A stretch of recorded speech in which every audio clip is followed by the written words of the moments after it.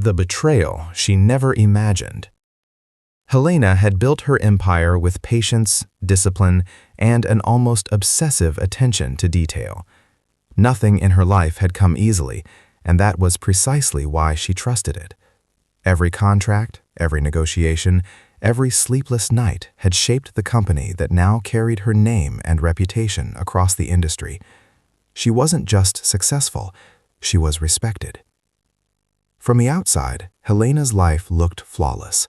A thriving company, a modern home, financial independence, and a marriage that appeared stable and supportive.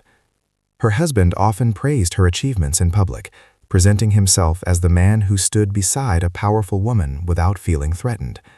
Friends admired their balance. Investors trusted their unity. And then there was her sister. Helena had always believed that blood created an unbreakable bond. Her sister had been present through the most exhausting years of the company's creation, listening to Helena's fears, celebrating her victories, reminding her to rest when work threatened to consume everything. To Helena, her sister wasn't just family, she was a safe place, someone who knew her weaknesses and guarded them.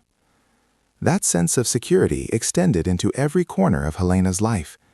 She believed she had surrounded herself with people who wanted her to succeed, people who loved her not for what she owned, but for who she was.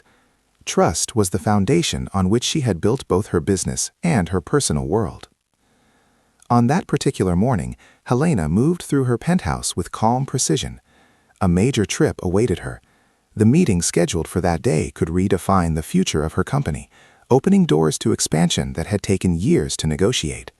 The private jet was ready, the documents were organized, everything was exactly where it should be. As she reviewed the final details, her husband watched from the doorway, offering reassuring words and a familiar smile. Her sister sent a message wishing her luck, reminding her how proud she was.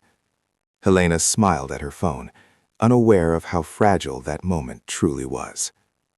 Success had taught Helena to anticipate risks in business, but life had not prepared her for betrayal dressed as loyalty. She believed control was something earned through effort and intelligence. She believed danger announced itself clearly. She believed the people closest to her would never be the ones to harm her. Standing by the window, Helena looked down at the city she had conquered piece by piece. It felt like a turning point, not just for the company, but for everything she had worked to protect. She took a deep breath, confident, focused, certain that she was exactly where she was meant to be. What Helena did not know was that her life was already drifting toward a fracture she couldn't yet see, and that the flight she was about to take would never leave the ground. The drive to the private airport was quiet, wrapped in the kind of routine silence Helena had learned to appreciate.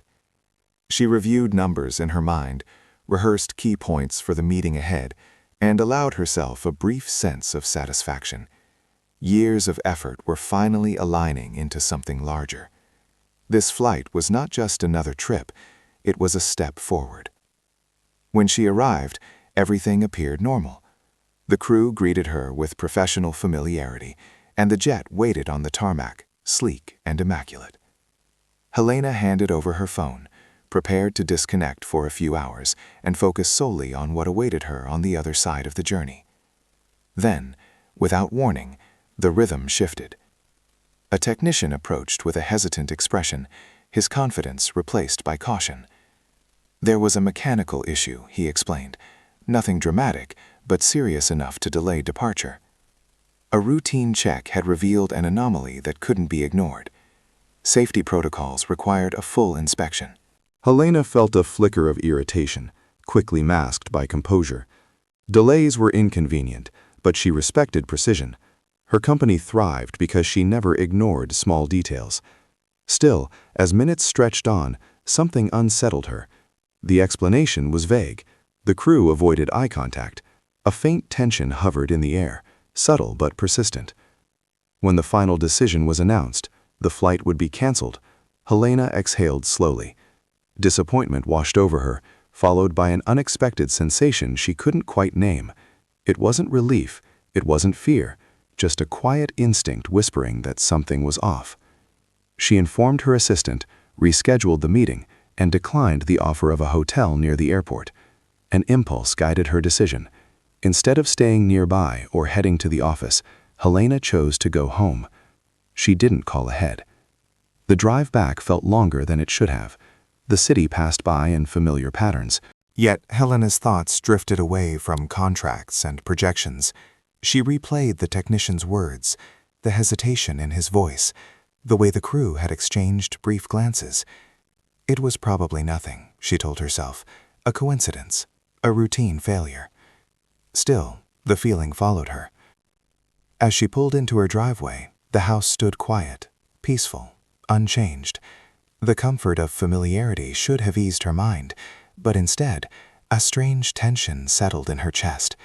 She paused before stepping inside, suddenly aware of how close she had come to leaving everything behind for a few hours that now felt dangerously significant. If the flight had departed on time, Helena would be thousands of feet in the air by now, unaware of what awaited her at home. She unlocked the door, unaware that the delay she had resented moments earlier had already altered the course of her life. What she was about to see would make the canceled flight feel less like an inconvenience and more like a warning. The house welcomed Helena with an unfamiliar silence, not the peaceful quiet she associated with late afternoons, but something heavier, suspended, as if the air itself were holding its breath.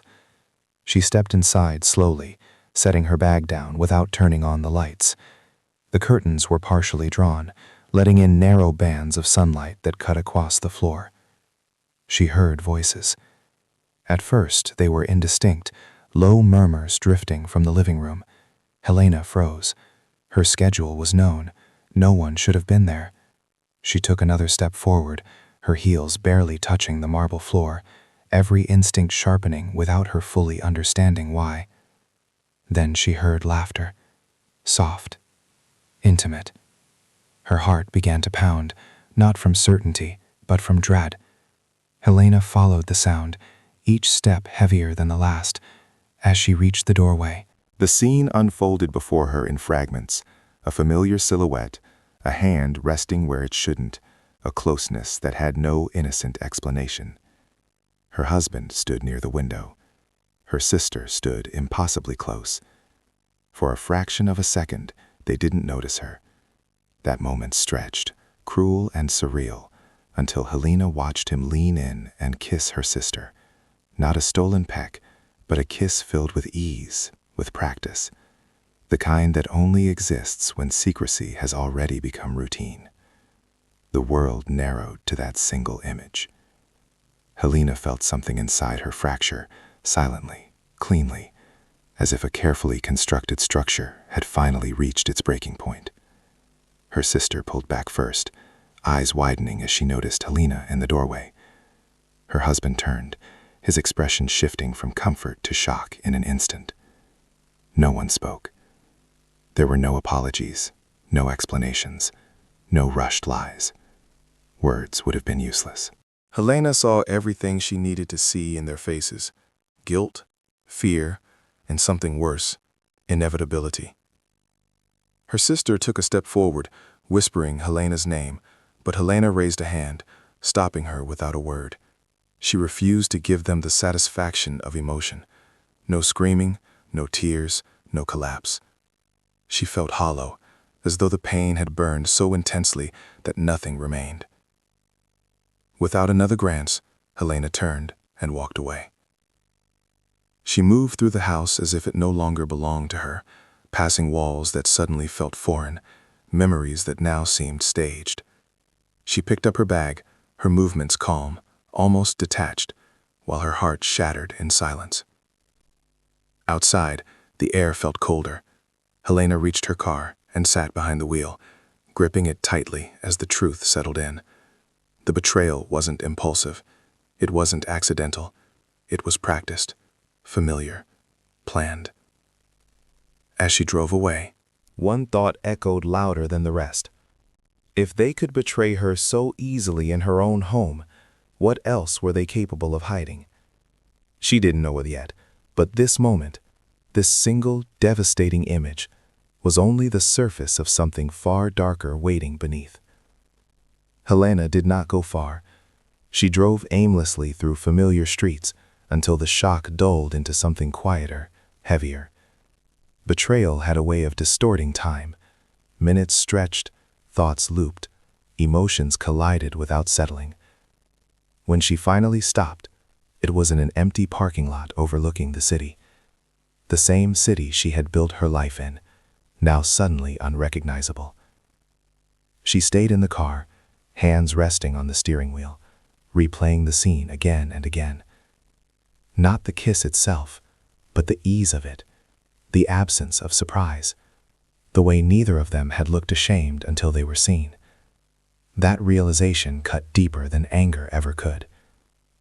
As the initial wave of pain receded, something colder replaced it.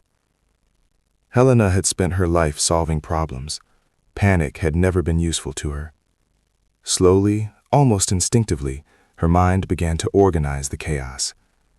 She thought back over the past months, small moments she had dismissed at the time. Her husband insisting on handling certain details alone. His sudden interest in technical matters he had never cared about before. Her sister's frequent visits when Helena was away, always justified as concern, always framed as support. There had been signs.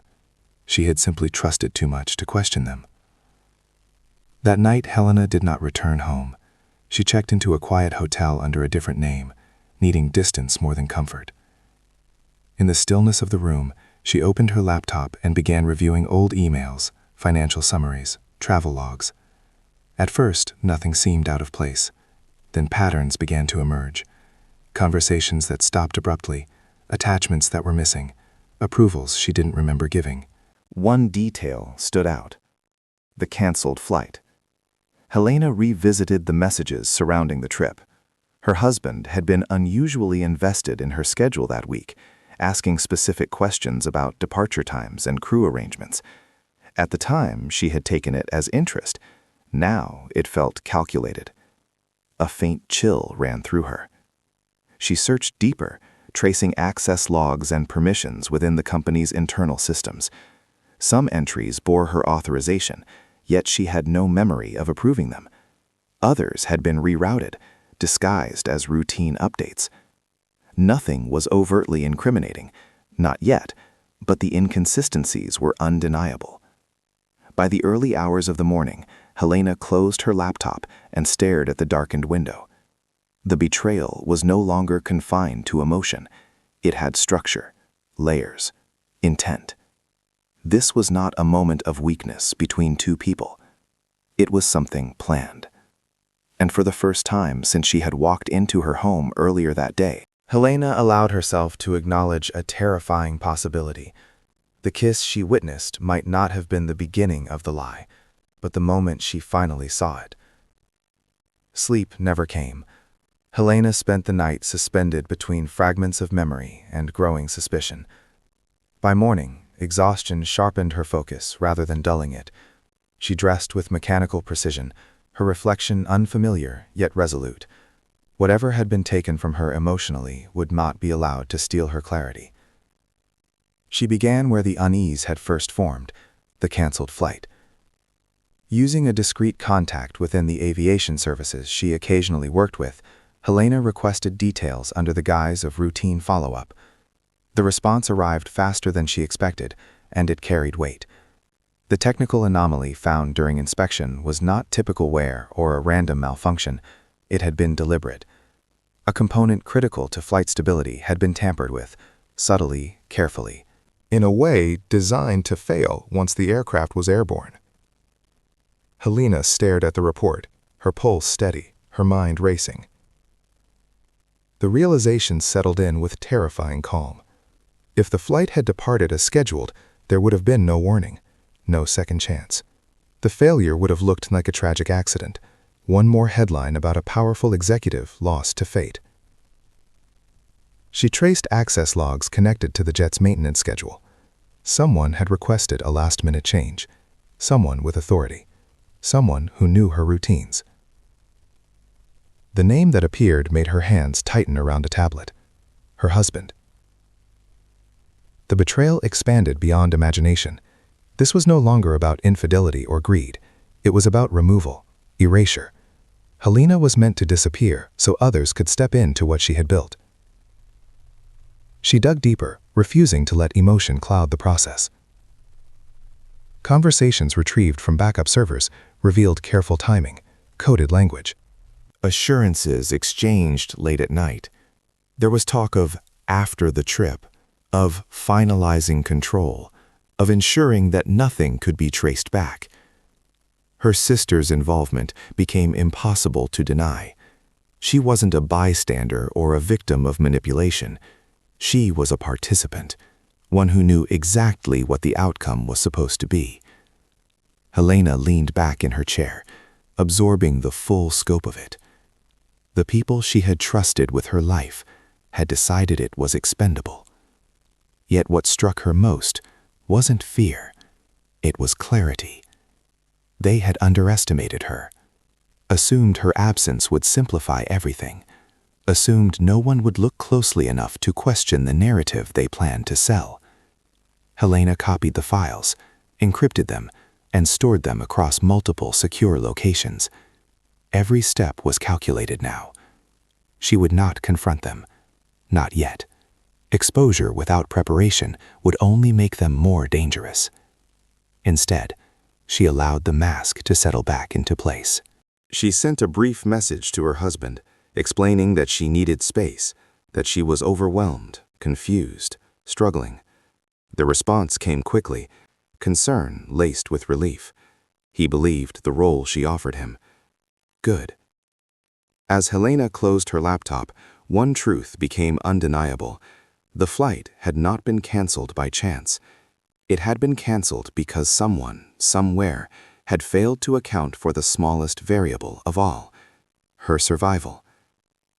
With the truth about the sabotaged flight secured, Helena turned her attention to something she had avoided until now, the documents she had signed days before her trip. At the time, they had seemed routine, minor legal adjustments, her husband had said, temporary measures to streamline decision-making while she focused on expansion. She remembered signing them late at night, tired, trusting, distracted by deadlines that now felt carefully engineered. This time, she read every page slowly. The realization came not as a shock, but as a confirmation of what she already feared. The language was precise, deliberately complex, wrapped in legal formalities meant to disarm suspicion. Control clauses, emergency authority transfers, conditional ownership rights triggered by unexpected incapacitation. The wording was airtight and devastating. On paper, Helena had willingly handed over the company.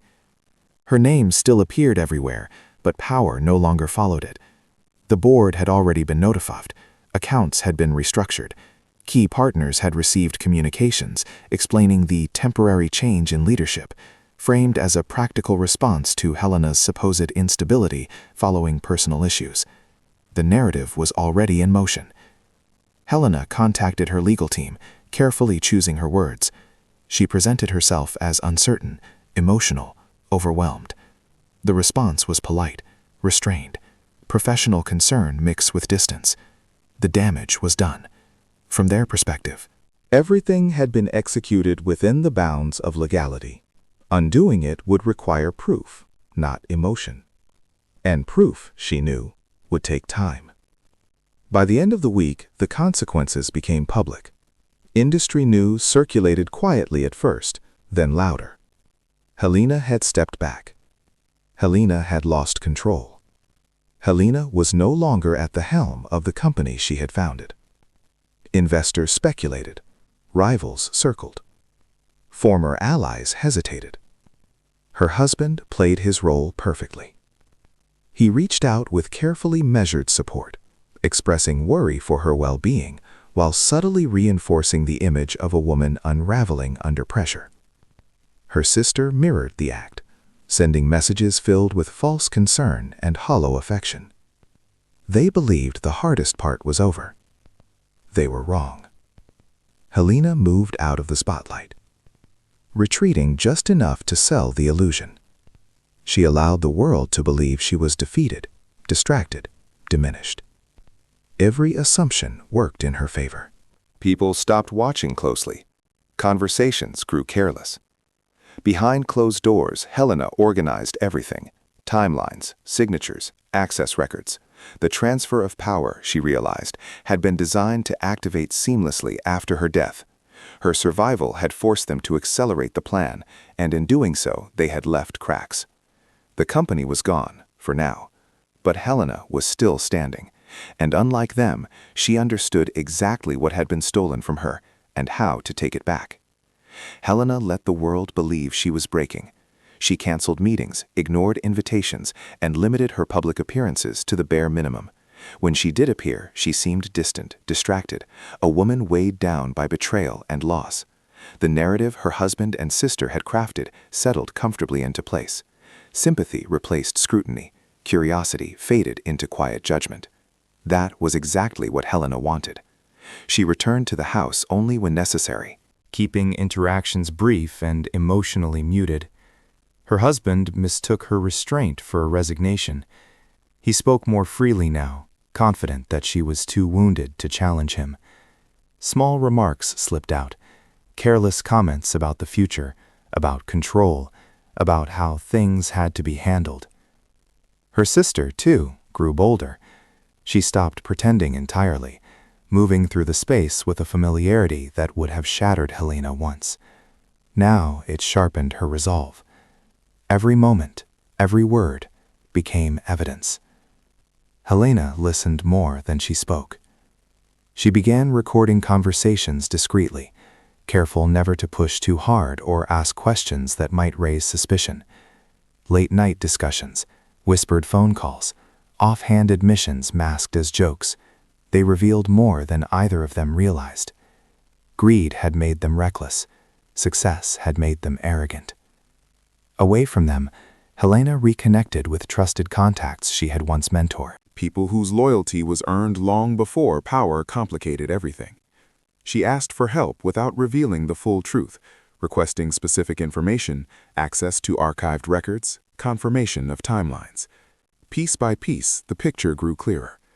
The most dangerous part was patience. Every instinct urged her to confront them, to reclaim what was hers immediately. But Helena understood leverage. Acting too soon would collapse everything she had worked to uncover. So she waited. She observed. She allowed them to underestimate her strength, mistaking silence for surrender. At night, alone, the weight of betrayal still pressed heavily against her chest. There were moments when anger threatened to spill over, when grief clawed at her resolve. But those emotions no longer controlled her. They fueled her. Her husband and sister believed the worst was over. They believed Helena had retreated permanently, a powerful woman reduced to a footnote in her own story. What they failed to see was that Helena was no longer reacting. She was preparing. And when she finally chose to speak, every word would be backed by truth, timing, and proof they could not escape. Helena's days settled into a disciplined rhythm. Outwardly, nothing had changed. She remained distant, subdued, cooperative when required. Inwardly, every hour was devoted to precision. Evidence was useless unless it was complete, indisputable, and obtained without exposing her intentions. She started with the digital trail. Archived emails recovered from secure backups revealed edits made after midnight, approvals rerouted through secondary accounts, and documents altered minutes before being finalized. Each discovery was cataloged, timestamped, cross-referenced. Helena treated the process the way she once handled mergers, methodical, unemotional, exact. Then came the recordings. Using devices small enough to remain unnoticed, she captured conversations in fragments. Her husband discussing contingency plans if questions arose. Her sister mentioning how everything would have been simpler if Helena had been on that flight. They spoke casually, convinced no one was listening, unaware that every careless word tightened the net around them. Helena also obtained maintenance logs tied to the aircraft. A former technician, uncomfortable with what he had seen, agreed to testify in exchange for anonymity and protection. The logs confirmed unauthorized access, last-minute changes, and falsified approvals. The sabotage was no longer suspicion, it was documented fact. Still, Helena waited. She understood that truth alone wasn't enough. Timing mattered. Context mattered. The right audience mattered. Exposing the plan privately would invite negotiation, manipulation, denial. Exposing it publicly would leave no room to escape. As weeks passed, her husband and sister grew increasingly confident. They spoke openly about expansion, about consolidating control, about how quickly Helena had lost her edge. Their arrogance became her greatest ally. At night, Helena organized everything into a single narrative. Not just what happened, but how and why. Betrayal, premeditation, attempted murder, corporate fraud. Each element connected seamlessly to the next. When the final file was complete, Helena backed it up in multiple locations and handed copies to trusted legal counsel under strict instruction. Only then did she allow herself a moment of stillness. She stood by the window, watching the city lights flicker below, the same city that once believed she had fallen. They didn't know it yet, but the silence they mistook for weakness was nearly over. Soon, Helena would speak, and when she did, there would be nowhere left for the truth to hide.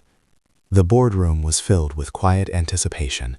Executives, legal advisors, and senior partners gathered around the long table, murmuring in low tones as they reviewed agendas and exchanged polite greetings. This meeting had been framed as procedural, a formal update on the company's direction following recent changes in leadership. No one expected Helena to attend. When the doors opened and she walked in, the room shifted. Conversations faltered. Chairs scraped softly against the floor as heads turned. Helena moved with calm assurance, dressed simply, her expression composed and unreadable. She took her seat without asking permission, as if she had never left. Her husband froze for a fraction of a second before forcing a smile. Her sister's eyes widened, then quickly dropped to the table. Neither spoke. Helena waited until the meeting officially began. She listened as projections were presented, as her husband spoke confidently about strategy and growth, using language that once belonged to her. When he finished, Helena leaned forward slightly. "I believe there are matters that haven't been disclosed," she said evenly. The room went silent. She began with the documents, original contracts displayed alongside altered versions, signatures compared, timestamps highlighted. Each slide dismantled the illusion of legality they had relied on. Murmurs spread through the room as confusion gave way to concern. Then came the recordings.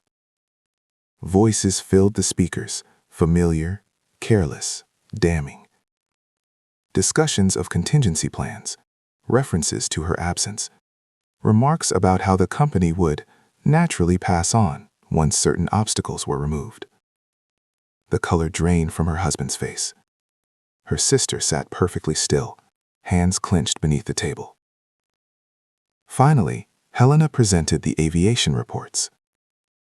Unauthorized access logs, maintenance discrepancies, expert testimony confirming deliberate sabotage. The room erupted in disbelief. What had once seemed like corporate maneuvering now stood revealed as something far darker. Helena spoke only when necessary. She didn't accuse. She didn't dramatize. She let the evidence speak in sequence, each piece reinforcing the next. There was no gap to exploit, no story to counter. By the time she finished, the truth was undeniable. Security was called. Legal representatives whispered urgently. Her husband tried to speak, but the words collapsed under the weight of proof. Her sister avoided Helena's gaze entirely. Helena stood, gathering her documents. "I trusted you," she said quietly, her voice steady. "That was your only advantage." As she walked out, the room buzzed with chaos behind her. Decisions were already being made, consequences set in motion. The story the world believed was over. The real one had just been told. The fallout was swift and unforgiving. Within days, control of the company was formally restored to Helena. Emergency measures were reversed, contracts reinstated, and the narrative carefully corrected. What had once been whispered speculation now stood as documented fact. The attempted erasure of her life and legacy collapsed under its own weight. Her husband and sister disappeared from public view. Legal proceedings moved forward without spectacle, driven by evidence too strong to contest. There were no dramatic apologies, no final confrontations. Helena had no need for them. Their silence was consequence enough. When Helena returned to the company headquarters, the atmosphere had changed. Employees watched her pass with quiet respect, not out of sympathy, but recognition. She resumed her role without ceremony, addressing teams with clarity and resolve, focused not on revenge, but on stability and future growth. Alone in her office later that evening, Helena stood by the window once more. The city looked the same, yet everything felt different.